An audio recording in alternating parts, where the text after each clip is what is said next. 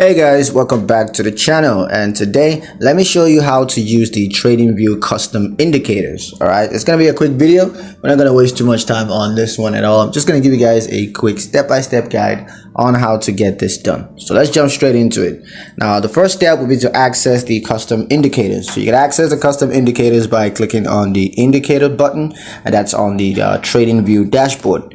Now once that's done, step 2 is to create a new custom indicator. So you can just create a new custom indicator by clicking on the new button in the indicator menu.